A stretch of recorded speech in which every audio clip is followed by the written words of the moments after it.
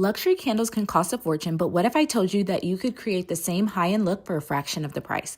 First, we are mixing our concrete in a bucket. You want your concrete to be the consistency of sour cream. Follow the instructions on the concrete you choose, but then add a bit of water at a time until you reach the desired consistency.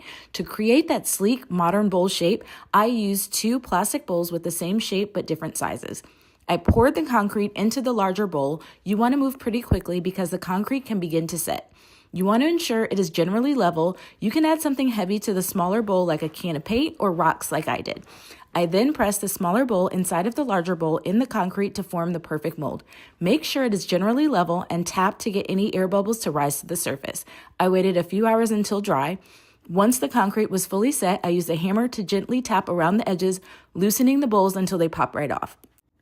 If your bowls don't come out easily, pop it into the freezer or surround it with ice cubes for 30 minutes. It works like a charm. If you're looking for a more polished look, grab a rotary sander and smooth out any air bubbles or rough spots. This is totally optional, but definitely elevates the look of your candle by looking finished. I then added wicks to the bottom of the bowl. There's no right or wrong number, but I wanted this to feel like a large luxury candle, so I opted for 4 wicks here. Now for the star of the show, black candle sand. Unlike traditional wax, this gives the candle an ultra luxurious sculptural feel while still being completely functional. Just pour it in, cut your wick down to 1/4 of an inch, and you've got a candle that looks like it belongs in a high-end boutique. The best part, when the wick burns out, just replace it. No melting, no mess. It's endlessly reusable, making it both beautiful and practical. You're not going to believe what I do with this vegetable oil. I added ready mix, concrete mix, peat moss, perlite, and water together and mixed well to create a thick concrete mixture. If you roll it into a ball, it should stick together and then you know it's ready. Next, I oiled the inside of a 20-liter bucket using the vegetable oil, and I carefully packed the concrete into the bucket on the bottom and then worked my way up the sides. I went up about 8 inches and it was about 1 inch to 1.5 inches thickness. After it dried for 24 hours, I flipped the bucket upside down to take it out, and I used a small wire brush with water to smooth around the top edge and remove any loose dirt and dust around the sides and bottom. Then I used a sponge to apply brown, antique white, and gray acrylic paint around the outside, top, and inside edge of the concrete and blended with a bit of water. Once it dried, I added a tropical plant, and now I have a modern pot that looks like a limestone planter for a fraction of the price. Who doesn't have a dozen cardboard boxes piling up in their recycle bin? I decided it was time to put mine to use. I started with my largest box. Using my slice box opener, I started by removing all 4 flaps of the box. Once all the flaps were removed, it was time to make a mini box. I secured the long sides with duct tape and began assembling the smaller box. Using duct tape to secure all 4 sides and bottom together, I placed it inside and got started mixing concrete. I also tried adding 2 wooden dowels to later drill out for drainage holes. If you are recreating this project, be sure to line your box with packing tape for easy removal.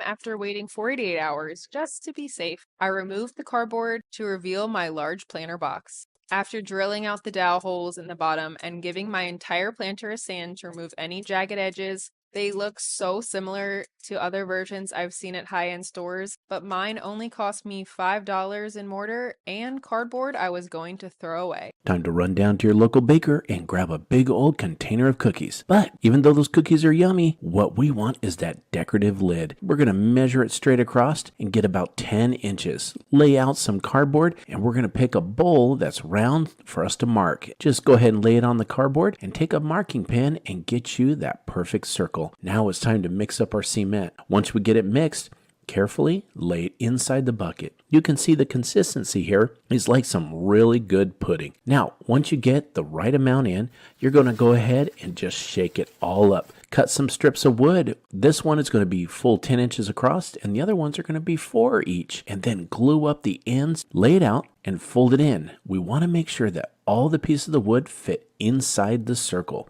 Take some popsicle sticks and some hot glue. You're going to lay this across the top. This is going to be our clamp that is going to hold the pieces together while that wood glue dries. Flip it over. We're going to do the other side also. Once you get these pieces on, it's so strong, it's time to go ahead and drill them because we want to put these caster legs on there. All we need to do is take some hot glue, put it in, and all 4 wheels go right in there. Now it's time to take those wood and the wheels, and we're going to just shake it back and forth and let it sink right into the concrete. Let it dry for about 24 hours. Go ahead and turn it back over after that 24 hours is up. We're going to use a knife and we're going to start cutting away the plastic. We need to get some air in there. That's what's going to release our mold from the concrete. Look at that smooth, beautiful concrete. Now it's time to go ahead and take it outside, and we've got the perfect base for a rolling planter, and it looks great. I'm going to grab me some solar lights. Next, head over to the hardware store. I'm going to grab me about 100 feet of nylon rope. First thing I got to do is blow up this dollar beach ball. Then I got to get out some Portland cement. Make sure it's not concrete, but cement. You want it actually really thin because we need to coat that rope. Now, on that beach ball, just start laying that rope. You're just going to start roping it all the way around. Once you get to the end, what you're going to do is tuck that last bit in underneath the rope. And it's going to hold it in place. Then what we can do is move on to possibly adding a little bit more cement. Make sure you cover all that rope. We want it to stiffen up as best we can. Let it sit for a couple hours once we get it covered. Once it's covered, take a knife and just puncture the beach ball. Once we get it all the air out, just go ahead and pull it through one of the bigger openings between the ropes. Now, I want to clean it up. Took a little bit of a plastic fork and just clean up the edges. Don't want anything flaking off. Take a squirt bottle and start squirting all the string, and you're just going to powder it with the cement. Just keep doing that all over. What this does is make it thicker and strengthen it up. We're going to grab that dollar light again. Take out the bottom part. You're going to turn it around, put it in, and that's what's going to stick into the ground. Go ahead and put it right into the ground, right in the area you want to put it. And then you're going to take your string orb and you're going to put it right over the light, right in the middle, and lay it on down. Once it's in place, it just looks really good, just sitting there. It's waterproof because it's on the nylon rope and it's made out of cement.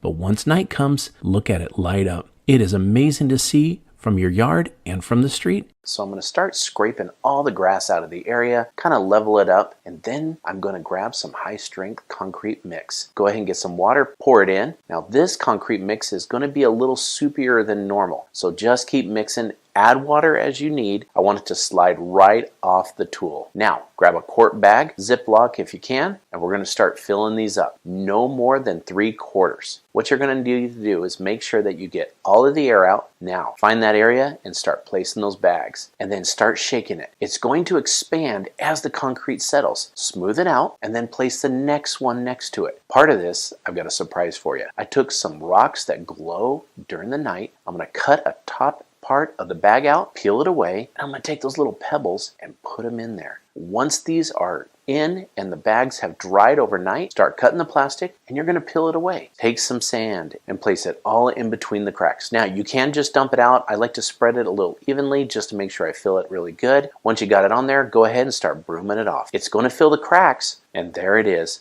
Our antique, rustic, cobblestone looking path. And do you remember those glowing pebbles? Here it is at night leading the path. They are so nice.